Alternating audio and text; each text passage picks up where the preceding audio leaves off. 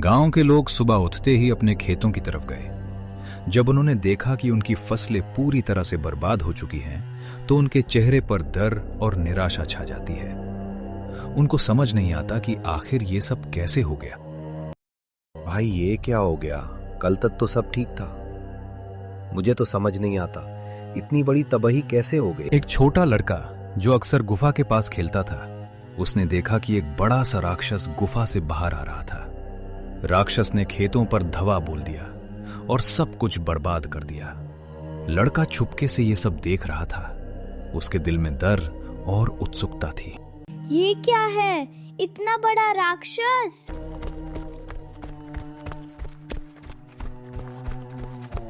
गांव के लोग एक साथ मिलकर चौराहा पर जमा होते हैं। सभी व्यक्ति परेशान हैं और उनका मन घबरा रहा है। सभी विचार कर रहे हैं कि इस आतंक का समाधान कैसे निकाला जाए। हमें कुछ करना पड़ेगा। ये राक्षस हमारी पूरी फसल खत्म कर देगा।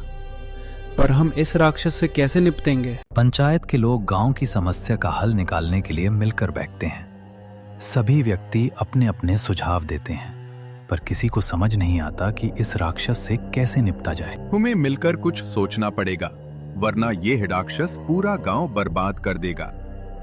क्या हम कुछ जादू तो ना कर सकते हैं? जब बड़े लोग समस्या का हल नहीं निकल पाते, तब छोटे बच्चे एक किनारे बैठकर सोचने लगते हैं। उनके मन में अलग ही विचार हैं और वो अपनी सोच शेयर करते हैं। मुझे लगता है हमें राक्षस से दोस्ती कर लेनी चाहिए।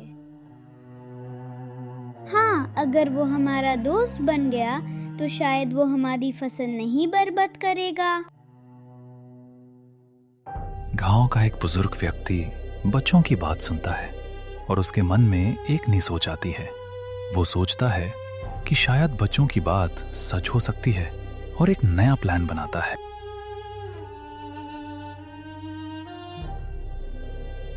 शायद बच्चों की बात सच हो, हमें राक्षस से बात करनी चाहिए। ये सोचना भी नहीं था, पर शायद ये काम करे।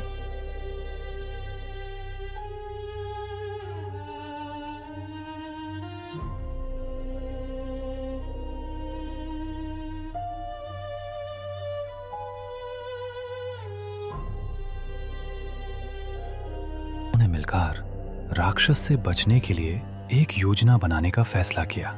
उन्हें पता था कि बिना योजना के वो कुछ नहीं कर सकते।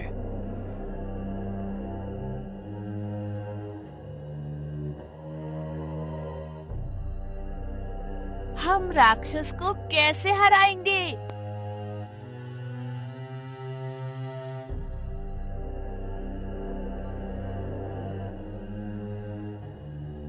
पहले हमें उसके आने का समय देखना होगा।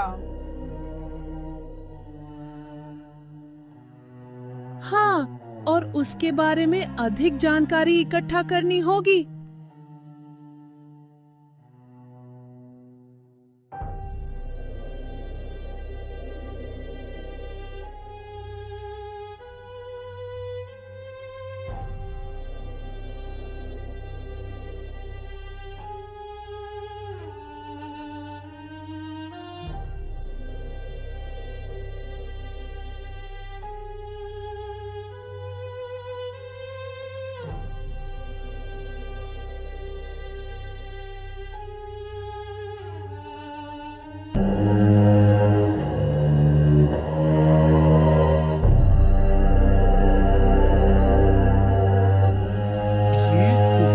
सच में भयानक लग रही है।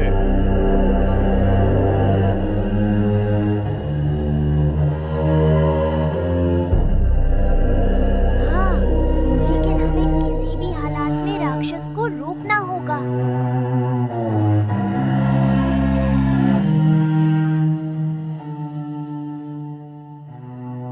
रात होने का इंतजार करो, तभी उसकी असली गति समझ आएगी।